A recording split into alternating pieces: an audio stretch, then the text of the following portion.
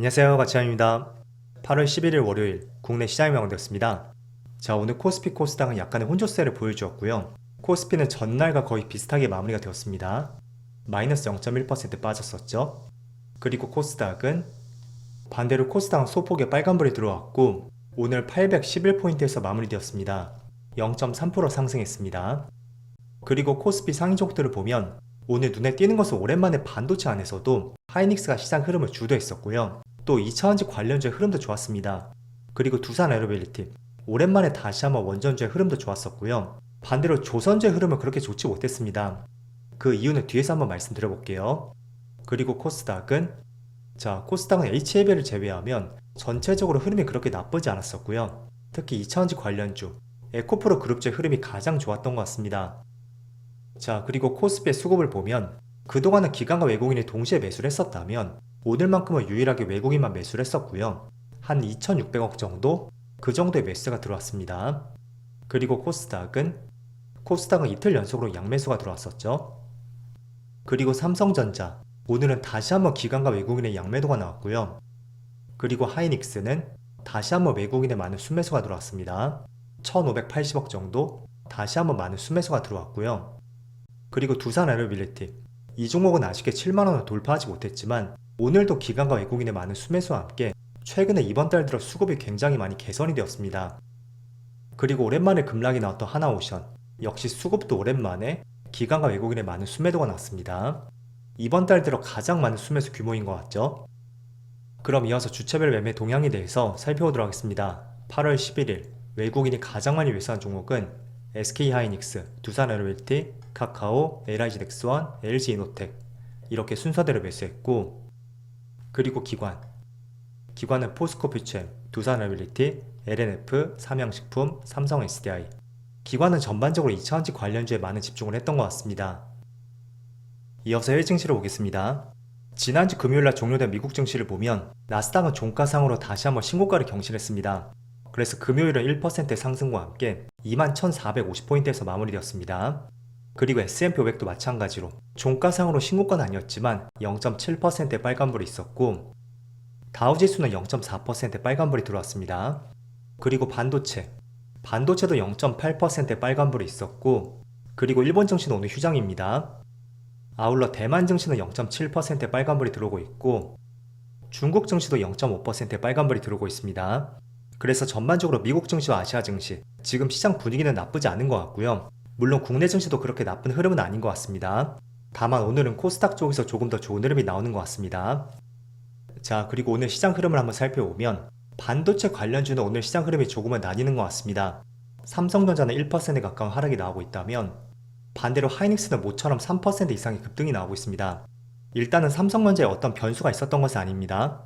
며칠 전에 하이닉스의 고위 임원이 로이터와 인터뷰가 있었고요. 거기서 인공지능을 위해서 설계된 메모리칩 시장은 2030년까지 매년 30%의 성장이 있을 것이라는 발언이 있었고 그 때문에 그게 상승이 나오고 있는 하나의 이유가 되는 것 같습니다. 자, 어쨌든 최근의 흐름만 본다면 하이닉스의 흐름이 그렇게 좋지 못했습니다. 지난 7월 16일이죠. 그때 21선이 깨지고 나서 주가가 한 달 정도 계속 빠졌고요. 61선 위치에서 반등이 나온다고 볼 수가 있습니다. 그래서 저는 지금 하이닉스를 바라보는 시각이 있잖아요. 지금 그 시각들이 훼손된 것이 아니라면 지금처럼 이렇게 하락이 나올 때 그게 주가의 내리막길의 시발점이 될 수 없다고 보고 있습니다. 그래서 항상 업황이 좋은 기업이 있다면 그런 기업들도 주가가 마냥 올라가지만 않을 거예요. 그래서 이따금씩 한번 눌리게 된다면 저는 계속 관심을 갖자는 취지로 말씀드렸고요. 하지만 한 가지 조심할 부분이 있다면 지금 하이닉스의 상승을 이끄는 결정적 이유는 결국은 HBM 시장 때문이잖아요. 그렇기 때문에 만약에 삼성전자 쪽에서 그 HBM 시장에 따른 어떤 가시적인 성과가 나온다면 분명히 단기적으로 수급 이동이 또 생길 수도 있습니다. 그래서 그런 부분은 한 가지 조심을 해야 될 부분이고요. 그런 눈에 보이는 어떤 현상이 나오지 않은 것이라면 저는 여전히 하반기는 하이닉스의 흐름도 괜찮을 것이고 또 실적이라든지 재료, 모멘텀 다 좋을 거라고 보고 있습니다. 그래서 오랜만에 거래대금 상위 종목들을 통해서 한번 여러가지 업종들을 살펴보겠습니다. 자, 오늘 거래대금 상위 종목 내에서는 단연코 두산에너빌리티 이 종목이 지금 5%의 상승이 나오고 있고 오늘 거래대금이 가장 많이 실려 있습니다. 일단은 한 가지 이슈가 있었습니다. 이재명 대통령이 베트남과 원전 협력을 강조했었고 그에 따른 베트남 측에서 SMR 한기 도입을 추진하겠다는 발표가 나왔습니다. 그래서 그 때문에 오랜만에 SMR 대장주 이 종목이 5%의 상승과 함께 직전 고점 있죠? 그 가격대를 향해 나아가고 있습니다. 그래서 한 달 반 정도 지금 박스권이 형성이 되었으니까 여기를 돌파한다면 조금 더 뻗어갈 가능성이 있겠죠. 자, 최근에 하나오션의 흐름처럼 이런 구간이죠. 확실하게 고점 박스권을 돌파하니까 추세가 조금 더 이어진 것을 볼 수가 있습니다. 물론 오늘은 조금은 급락하고 있지만 어쨌든 전반적으로 이런 흐름이 나올 수도 있으니까 이번 주는 이 종목의 흐름을 한번 계속 살펴보세요. 그리고 두 번째는 하이닉스. 하이닉스는 제가 조금 전에 말씀드렸었고 또 하나오션이 오랜만에 7% 급락이 나오고 있습니다.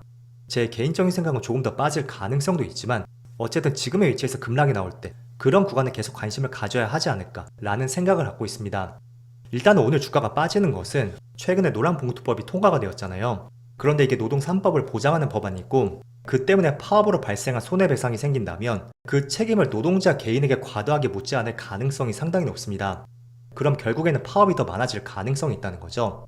그래서 그게 하나의 원인이 되어서 주가가 조금 빠진다고 볼 수가 있지만 저는 주가를 조금 끌어내리기 위한 하나의 명분에 불과하지 않을까 라는 생각을 갖고 있습니다. 어쨌든 노동법이 강화가 된다는 것은 단순히 조선업만 그게 해당되는 것은 아니잖아요. 뭐 자동차, 반도체 다양하게 해당이 될 수가 있는데 그게 시행이 됨으로써 미국과의 조선업 협력에 대한 차질이 있을 것이다 라고 시장은 해석을 했었고 그 때문에 주가가 빠졌다고 볼 수가 있습니다. 그래서 어쨌든 최근에 단기간에 많은 상승이 나왔고 그에 따른 하나의 명분으로서 주가 조정의 빌미를 제공했다고 생각이 되고 어쨌든 그런 관점으로 주가가 빠진 것이라면 저는 계속 관심을 갖고 추적해야 된다 라는 말씀을 전해드리겠습니다. 그리고 또 특징적인 종목들을 보면 오랜만에 또 2차원지 관련주가 상승을 하고 있습니다. 삼성 SDI가 2.7%, 엔캠은 19% 급등이 나오고 있죠. 그리고 에코프로비엠은 6.5%, 포스코 퓨처엠도 7% 급등이 나오고 있습니다. 자, 일단은 2차원지 관련주가 상승이 나오는 것은 제가 2차원지 관련주는 리튬 가격을 중요하게 보자는 말씀드렸습니다. 물론 리튬 가격이 반등을 한다고 해서 거시적인 관점에서 업황 개선이 기대가 되지 않는다면 주가는 반짝 상승에 그칠 가능성이 있다는 말씀드렸습니다. 그래서 최근에 테슬라의 흐름을 봤을 때는 2차원지 업황은 여전히 개선되기에는 조금은 시간이 더 필요한 것 같습니다. 다만 조금은 단기적으로 보면 8월 들어 다시 한번 리튬 가격이 반등을 하는 것이 오늘 2차원지 관련주의 반등을 일으키고 있는 하나의 결정적인 이유가 되는 것 같습니다. 자, 그래서 리튬 가격이 상승 방향을 가리키고 있잖아요. 하지만 작년 말의 매물대, 그 가격 매물대가 7만원 근처에 머물러 있으니까 그 구간을 더 뚫고 올라갈지는 이번 한 달 동안 계속 지켜봐야 될 것 같습니다. 그래서 2차원지 관련주는 그런 관점으로 보시면 좋을 것 같고 또 급락이 나오고 있는 달바글로벌, 이 종목은 화장품 관련주입니다. 얼마 전에 신규 상장을 했었고 굉장히 타이밍 좋게 신규 상장을 했습니다. 아시겠지만 화장품 관련주는 2분기의 흐름이 굉장히 좋았었고 또 중국인 무비자 관광 그리고 북미 쪽의 실적 개선 아울러 정권 교체에 대한 기대감으로 중국과의 관계 개선이 있지 않을까? 라는 기대감으로 화장품 관련주가 전반적으로 좋은 흐름이 났습니다. 그런데 이번에 쌍봉을 한번 만들고 나서 한 차례 주가에 급락이 나왔거든요. 일단은 쌍봉을 맞고 주가가 떨어지는 것은 우리가 굉장히 조심을 해야 됩니다. 반대로 주가가 반등할 때도 쌍바닥을 형성하고 이렇게 반등이 나올 때 그때는 반대로 관심을 가져야 됩니다. 우선은 지난주 금요일에 실적 발표가 있었고요. 2분기 실적이 굉장히 좋지 않게 나왔습니다. 아마도 시간에서 실적 발표가 있었는데 물론 매출과 영업이익은 증가했습니다. 다만 시장 컨센서스, 영업이익이 시장 전망치를 무려 19%나 하회했었고 그게 오늘은 단기적으로 차익 매물이 강하게 나오고 있는 결정적인 이유가 되는 것 같습니다. 그래서 만약에 이 종목을 관심을 갖고 계시다면 저는 기본적으로 저점을 깨서는 절대 안 된다고 생각하고 있고 만약에 저점을 깨서 내려간다면 추세가 바뀔 수 있는 그런 변곡점이 될 수도 있으니까 반드시 지금은 저점이 깨져서는 안 됩니다. 그래서 이번 달 저점 부근에서 주가가 더 이상 빠지지 않은지 계속 관찰해 보시고요. 그리고 조금은 거시적인 환경을 본다면 저는 개인적으로 3분기에도 화장품 관련주는 업황은 나쁘지 않을 것이라고 판단하고 있습니다. 어쨌든 많은 기업들의 중국 비중이 높은 기업들이 있고 또 북미 쪽이 높은 기업들도 있습니다. 하지만 9월 말이죠.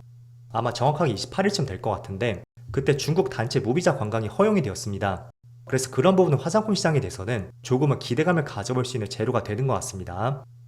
물론 제가 알기로 달바글로벌, 이 기업은 중국보다는 미국 시장에 더 치중을 하고 있죠.